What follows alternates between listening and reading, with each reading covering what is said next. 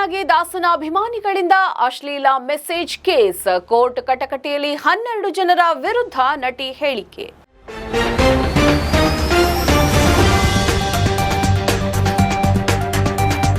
ಸ್ಯಾಂಡಲ್ವುಡ್ನ ಖ್ಯಾತ ನಟಿ ಹಾಗೂ ಮಾಜಿ ಸಂಸದೆ ರಮ್ಯಾ ಅವರಿಗೆ ಸಾಮಾಜಿಕ ಜಾಲತಾಣಗಳಲ್ಲಿ ಅಶ್ಲೀಲ ಸಂದೇಶ ಹಾಗೂ ಅತ್ಯಾಚಾರದ ಬೆದರಿಕೆ ಹಾಕಿದ ಪ್ರಕರಣಕ್ಕೆ ಸಂಬಂಧಿಸಿದಂತೆ ಇಂದು ಬೆಂಗಳೂರಿನ ನ್ಯಾಯಾಲಯದಲ್ಲಿ ಮಹತ್ವದ ಬೆಳವಣಿಗೆ ನಡೆದಿದೆ. ಪ್ರಕರಣದ ವಿಚಾರಣೆ ಇಂದಿನಿಂದ ಆರಂಭವಾಗಿದ್ದು ದೂರುದಾರೆ ರಮ್ಯಾ ಅವರು ಕೋರ್ಟ್ಗೆ ಹಾಜರಾಗಿ ಸಾಕ್ಷಿಯನ್ನ ನುಡಿದರು. ಬೆಂಗಳೂರಿನ ಸೈಬರ್ ಪೊಲೀಸ್ ಠಾಣೆಯಲ್ಲಿ ದಾಖಲಾಗಿದ್ದ ಈ ಪ್ರಕರಣಕ್ಕೆ ಸಂಬಂಧಿಸಿದಂತೆ ಬೆಂಗಳೂರಿನ 46ನೇ ಸೆಷನ್ಸ್ ಕೋರ್ಟ್ ಸಮನ್ಸ್ ಜಾರಿ ಮಾಡಿತ್ತು. ಪ್ರಕರಣದ ಮೊದಲ ಸಾಕ್ಷಿಯಾಗಿರುವ ರಮ್ಯಾ ಅವರು ಇಂದು ನ್ಯಾಯಾಧೀಶರಾದ ರಾಜೀವ್ ಗೌಡ ಅವರ ಮುಂದೆ ಹಾಜರಾದರು. ಕಟಕಟೆಯಲ್ಲಿ ನಿಂತ ನಟಿ ರಮ್ಯಾ, ನಾನು ಹೇಳುವುದೆಲ್ಲವೂ ಸತ್ಯ ಅಂತ ಪ್ರಮಾಣ ವಚನ ಸ್ವೀಕರಿಸುವ ಮೂಲಕ ತಮ್ಮ ಹೇಳಿಕೆಯನ್ನ ದಾಖಲಿಸಲು ಆರಂಭಿಸಿದ್ರು. ಈ ಪ್ರಕರಣದಲ್ಲಿ ಅತ್ಯಾಚಾರದ ಬೆದರಿಕೆ ಹಾಗೂ ಅತ್ಯಂತ ಅಶ್ಲೀಲವಾದ ಪದಬಳಕೆಯ ಆರೋಪಗಳು ಇರುವುದರಿಂದ ಸಂತ್ರಸ್ತೆಯ ಗೌರವ ಹಾಗೂ ಪ್ರಕರಣದ ಸೂಕ್ಷ್ಮತೆಯನ್ನು ಪರಿಗಣಿಸಿದ ನ್ಯಾಯಾಲಯವು ಇನ್ ಕ್ಯಾಮೆರಾ ವಿಚಾರಣೆಗೆ ಆದೇಶಿಸಿತು.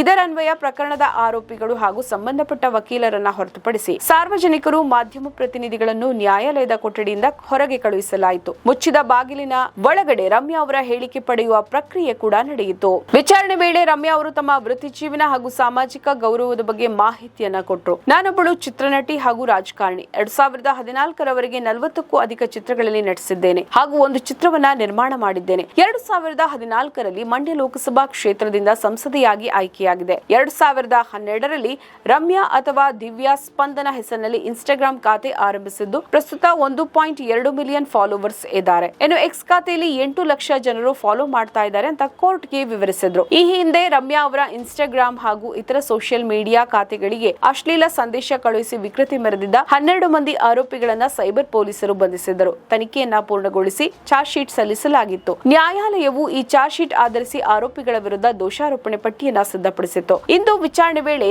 ಎಲ್ಲಾ 12 ಮಂದಿ ಆರೋಪಿಗಳು ನ್ಯಾಯಾಲಯಕ್ಕೆ ಹಾಜರಾಗಿದ್ರು. ನಮ್ಮ ಈ ವಿಡಿಯೋ ನಿಮಗೆ ಇಷ್ಟ ಆದಲ್ಲಿ ಲೈಕ್ ಮಾಡಿ, ಶೇರ್ ಮಾಡಿ, ಕಮೆಂಟ್ ಮಾಡಿ ಮತ್ತೆ ಸಬ್ಸ್ಕ್ರೈಬ್ ಮಾಡಿ.